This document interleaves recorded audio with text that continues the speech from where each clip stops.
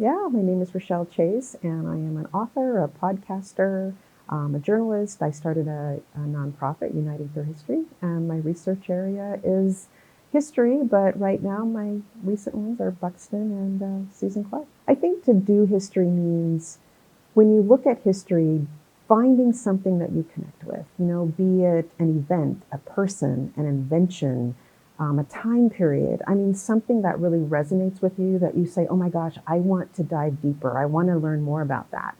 Because I think we think of history as being kind of boring sometimes.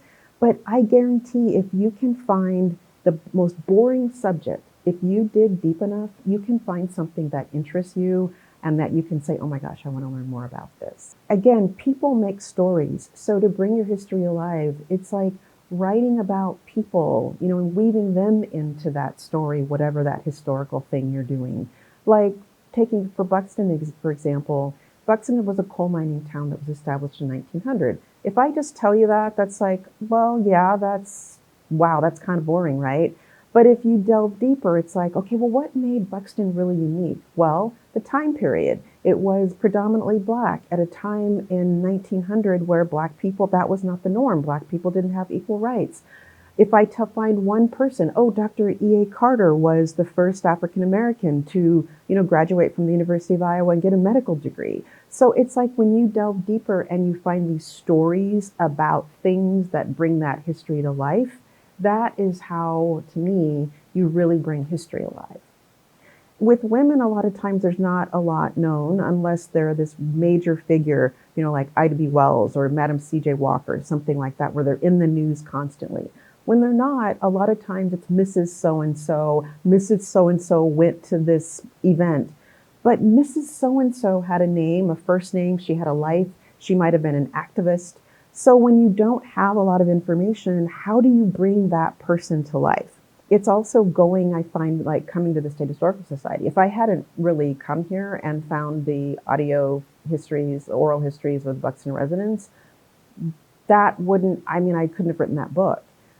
Same thing with finding old photos. Same thing like, okay, if Susan Clark's story, we know that she left and she went to, Illinois, okay, maybe I need to go to a historical society there or call them or look online or say, hey, can you tell me if you have anything on this? Because I find that not everything, first of all, is online. Not everything is that even is online is obviously it's not all accurate depending on the source. But a lot of libraries, a lot of historical societies have a lot more than what they, show online. So again, it's that personal connection, that reaching out, that talking to folks. That's really how you stumble across these like little nuggets of things like, oh my gosh, and then this light bulb goes off and you're like, oh, I didn't know that. And now you're down this positive rabbit hole and finding out more information. And I think representation in history is key. I think everybody needs to be able to see themselves in history, reflected in history. So that inspires this sense of, oh my gosh, this is my country. My people have contributed because I now see myself reflected. So I feel like, first of all, that's how it's changed for me, is I just want to learn more and more and more and more to make up for all of this that I didn't learn.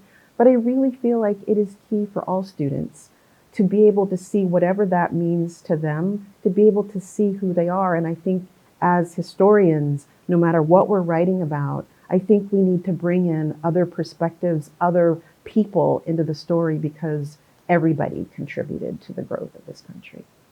I just want to encourage people to just like really explore. There is so much history here. There's so much hidden history here, and it needs to be shared. And I'm forever trying to like amplify this, that a lot of these things Iowa has done first, Iowa has been a part of. It's like trying to amplify that on a national scale and say these stories, this history is not just an Iowa history. It is part of American history. And again, just like I'm talking about, people need to know about everybody's history. The country needs to know about, Iowa history as well. So I just want to encourage people to just really explore and to really find those little hidden nuggets and that people don't know about and help to amplify Iowa stories.